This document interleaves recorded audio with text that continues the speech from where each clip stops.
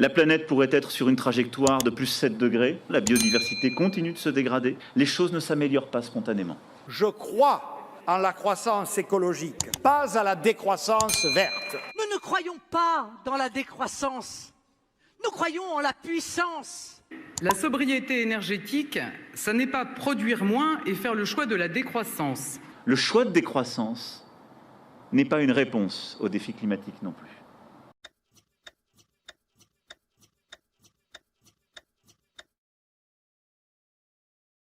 Bonjour, aujourd'hui nous allons parler de la décroissance. La décroissance, c'est une idée philosophique et politique qui propose avant tout d'en finir avec la société de consommation, et d'abord avec l'imaginaire de la société de consommation. Une telle société, la nôtre, est organisée autour d'un seul critère économique, la croissance. Autrement dit, la production et la consommation de biens et de services, toujours en plus grand nombre, sans jamais se poser la question de la valeur réelle de ces biens et de ces services. Dans une société de consommation, une marchandise n'est pas jugée bonne parce qu'elle répond à un besoin réel ou qu'elle permet d'améliorer les conditions de vie. Elle est d'abord jugée bonne parce qu'elle est bénéfique pour la croissance économique. Une musique qui a de la valeur, économiquement parlant, c'est une musique qui se vend bien. Un livre qui a de la valeur, c'est un best-seller. Un film qui a de la valeur, c'est un film qui fait beaucoup d'entrées. Un lieu désirable, c'est un lieu dans lequel on souhaite partir en vacances. Ce n'est donc pas un lieu que l'on souhaite habiter, mais un lieu que l'on souhaite consommer. Le paradoxe, c'est que la société de consommation est avant tout une société de la frustration. Si une marchandise donnée suffisait à nous satisfaire, nous n'aurions pas besoin d'acheter ensuite une autre marchandise pour la remplacer.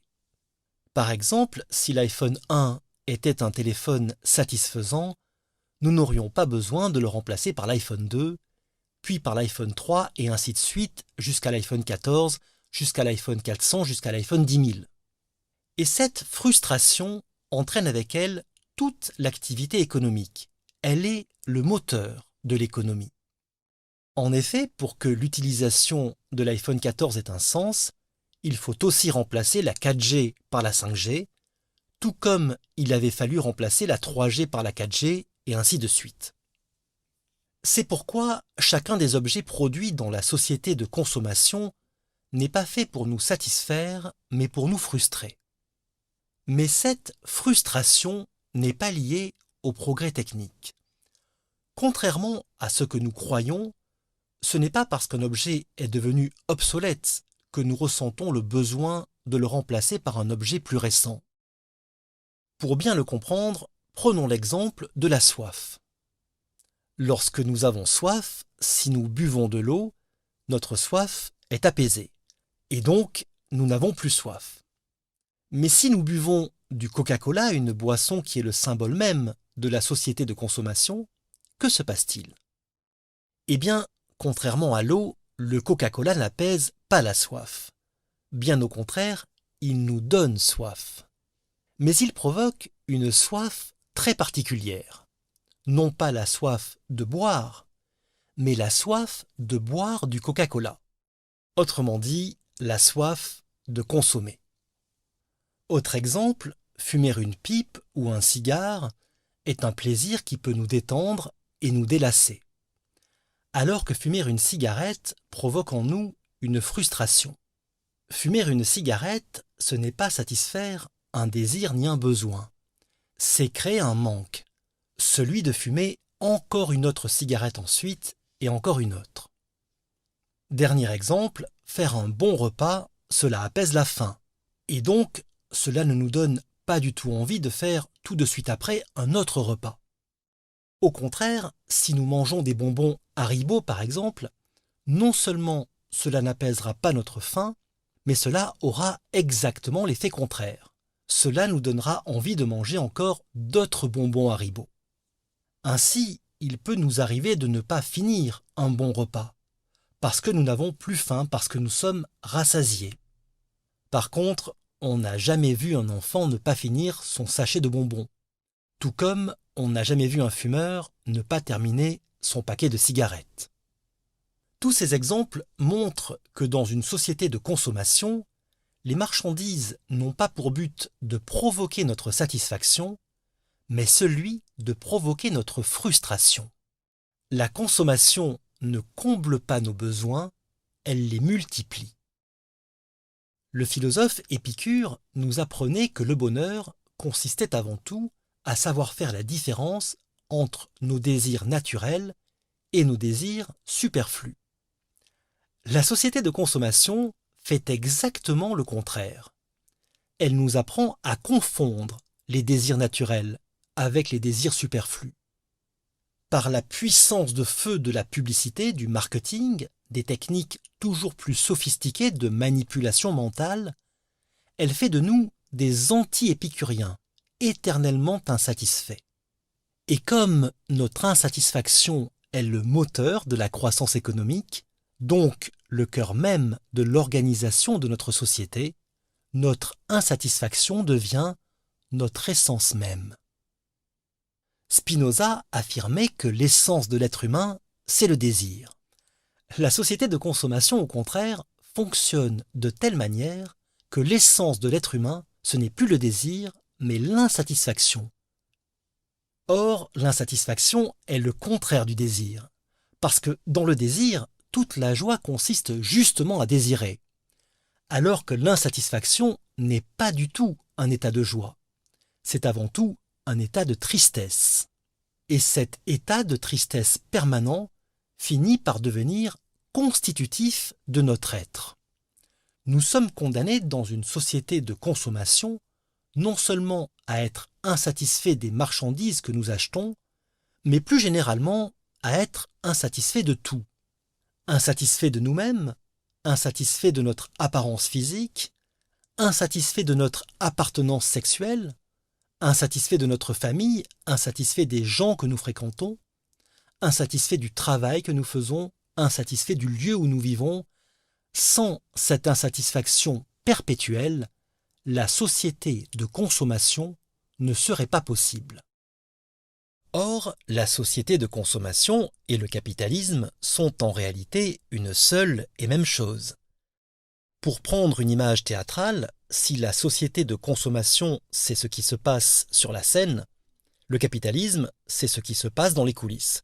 Mais il s'agit de la même pièce. Le besoin de consommer est donc artificiellement créé dans le but de produire toujours plus de marchandises et de les vendre. Autrement dit, dans le but de générer toujours plus de profit. Seulement voilà, si la volonté de générer du profit est illimitée, alors, pour pouvoir y répondre, la production de marchandises aussi doit être illimitée. Et donc, la croissance économique doit être infinie.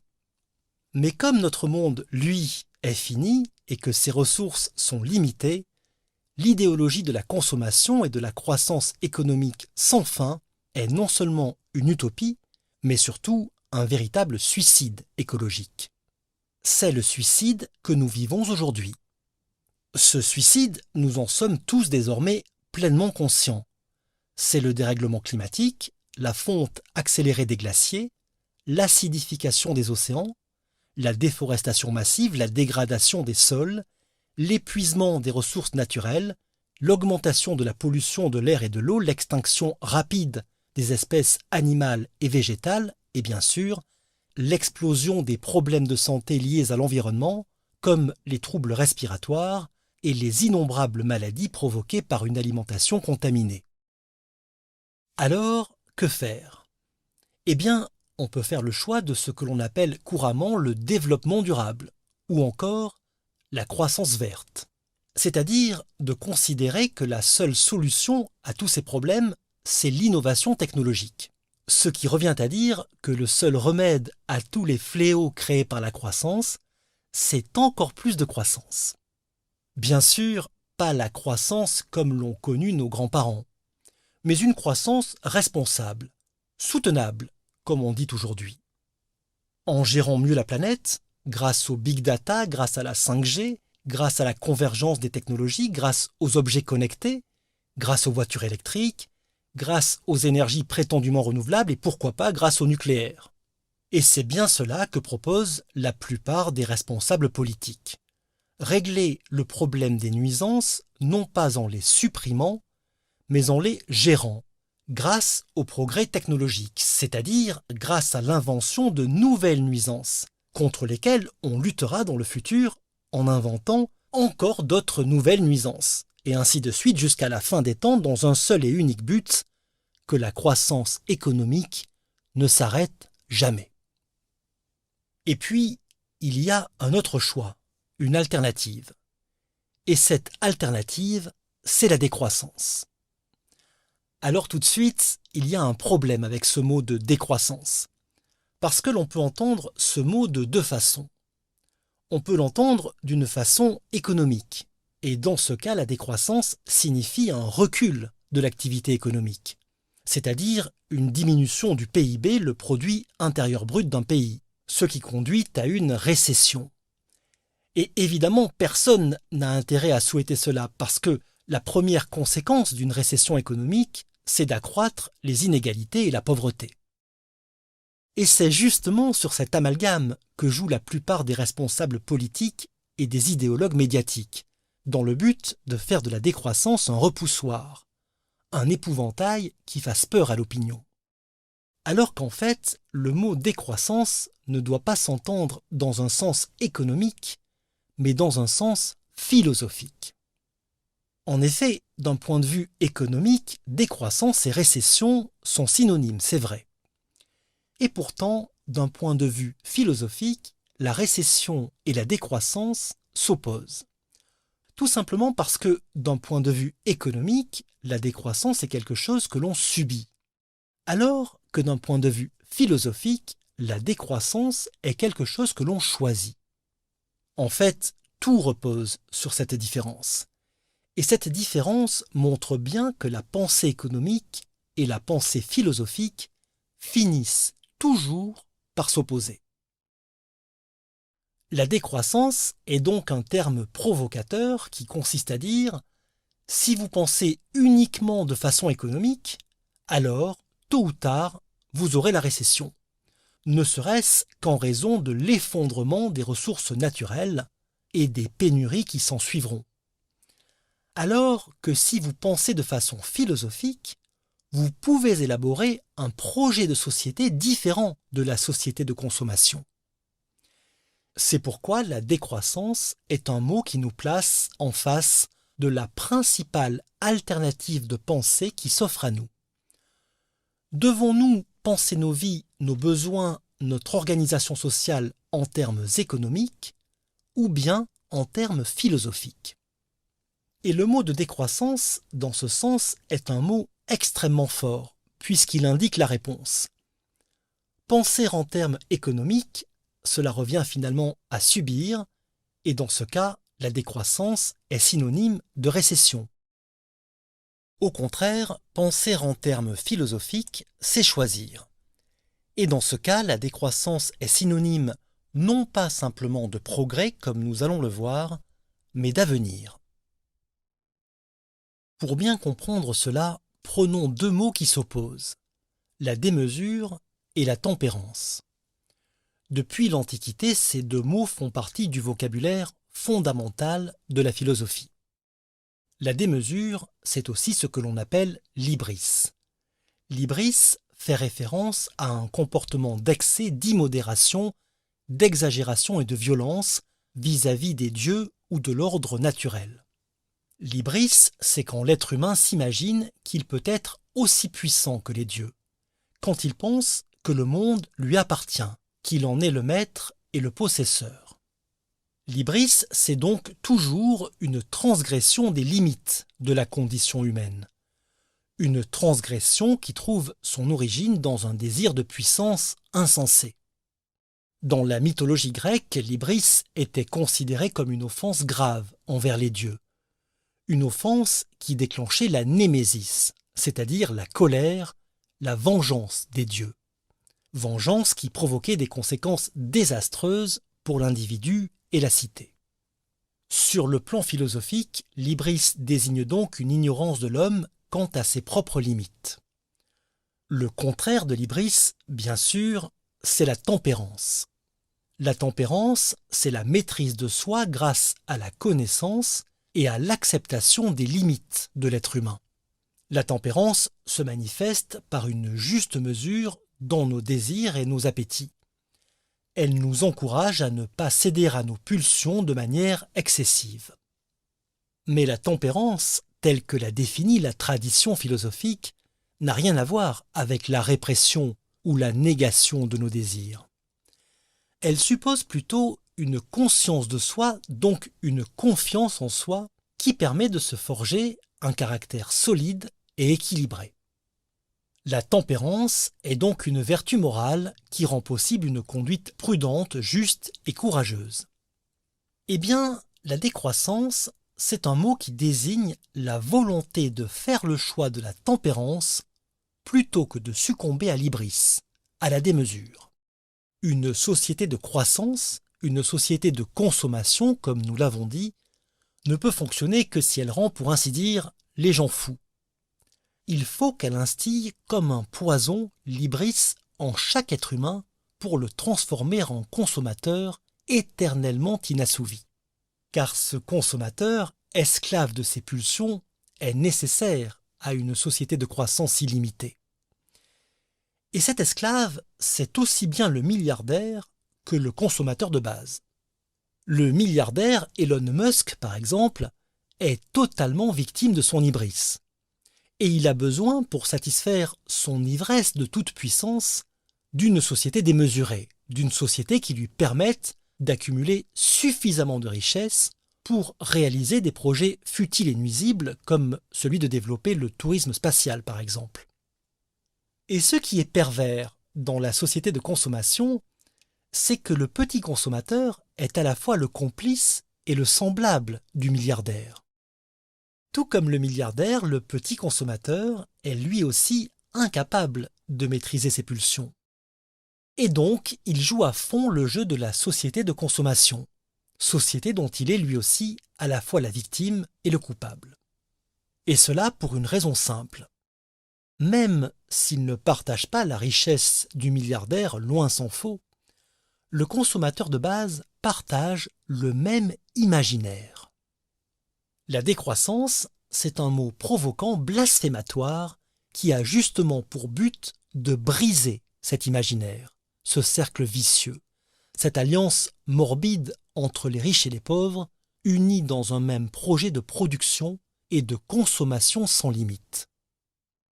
La décroissance, c'est donc d'abord une éthique de vie. Pour la résumer en une formule simple, nous avons le choix entre la pensée de la puissance et la puissance de la pensée. Choisir l'hybris, la démesure, la croissance économique aveugle, c'est bien sûr choisir la pensée de la puissance. Au contraire, choisir la tempérance, la mesure, la décroissance, c'est choisir la puissance de la pensée. Vivre en consommateur esclave de ses pulsions ou bien vivre en philosophe maître de soi, c'est cela l'alternative entre croissance et décroissance. Donc, quand les décroissants parlent de frugalité, d'autosuffisance, de sobriété des besoins, de convivialité, de simplicité volontaire, ils ne parlent pas d'un retour à la bougie ou bien à l'âge des cavernes. Ils parlent au contraire d'un choix philosophique fondamental, le choix d'une vie bonne, c'est-à-dire d'une vie qui privilégie ce qui est bon pour l'être humain plutôt que ce qui est bon pour la croissance économique. La philosophie de la décroissance est donc une manière contemporaine de poser l'une des plus anciennes questions philosophiques. Qu'est-ce qu'une vie bonne ? Et nous sentons bien que cette question est en quelque sorte concurrencée par une autre question. Qu'est-ce qu'une vie réussie ? Pourtant, en formulant ces deux questions, qu'est-ce qu'une vie bonne et qu'est-ce qu'une vie réussie, on remarque tout de suite quelque chose de surprenant. Ces deux questions qui semblent si proches appellent pourtant des réponses très différentes, voire même tout à fait opposées. Lorsque l'on pense à une vie réussie, les mots qui nous viennent à l'esprit sont le succès, l'accomplissement, l'ascension sociale, la performance, la victoire, la conquête.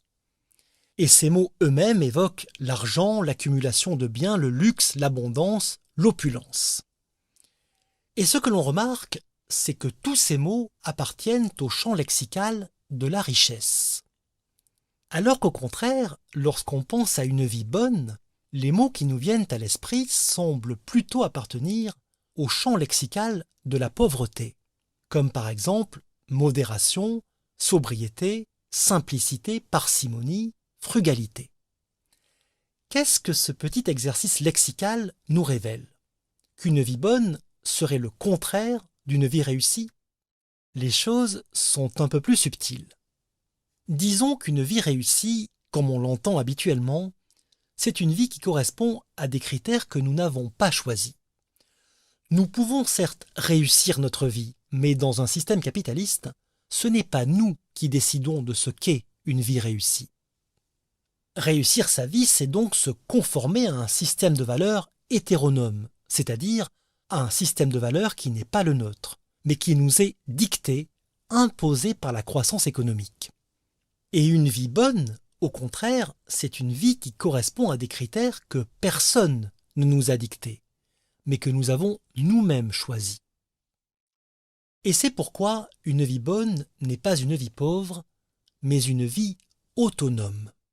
C'est-à-dire une vie dans laquelle ce n'est pas l'économie qui est le critère aveugle de ce qui est souhaitable et de ce qui ne l'est pas, mais notre propre jugement, notre propre intelligence.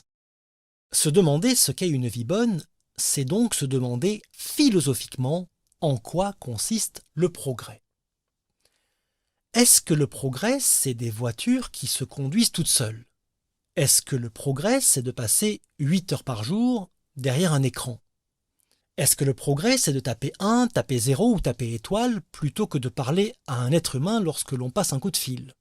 Est-ce que le progrès, c'est de sélectionner génétiquement les futurs enfants en fonction des attentes de leurs parents?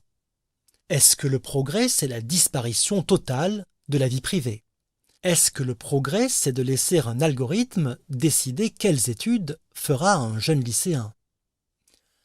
Certes, d'un point de vue économique, toutes ces choses constituent des progrès. Mais du point de vue de la liberté et de l'autonomie humaine, elles constituent indéniablement des régressions, des regrets, comme le disait Élisée Reclus. Et c'est pourquoi le progrès qui suit désormais son cours sans se soucier des aspirations humaines est avant tout une notion économique et fort peu philosophique. D'ailleurs, le progrès menace même désormais de priver l'humanité de ce qui lui a toujours donné une raison de se développer, la confiance en l'avenir. Jamais, jusqu'à aujourd'hui, l'humanité n'avait été privée d'avenir. Mais désormais, l'avenir semble appartenir plus aux machines qu'aux humains. La décroissance est donc aussi un appel à remplacer la notion fétiche de progrès par la notion d'avenir. Un avenir qui ne doit pas être subi, mais pensé, imaginé et créé. Si c'est bien cela la décroissance, c'est-à-dire le choix de créer l'avenir plutôt que de le subir, alors la décroissance existait bien avant la croissance. Elle portait certes un autre nom. Elle s'appelait la sagesse, la sobriété, la convivialité, le partage, la joie de vivre. C'est lorsque l'obsession de la croissance est devenue tyrannique que la joie de vivre a dû se cacher par ruse sous le pseudonyme de décroissance. Il y a 2300 ans, un enfant se pencha sur une fontaine pour boire de l'eau dans ses mains. Lorsqu'il le vit, le philosophe Diogène s'exclama qu'il avait enfin trouvé son maître. « Ce jeune enfant, dit-il, m'apprend que je n'ai pas besoin du superflu et que je peux vivre encore plus frugalement. » Et Diogène brisa son écuelle. La recherche de la vie simple et bonne venait de commencer. Aujourd'hui, grâce à la décroissance, cette recherche continue. Paroles de philosophe.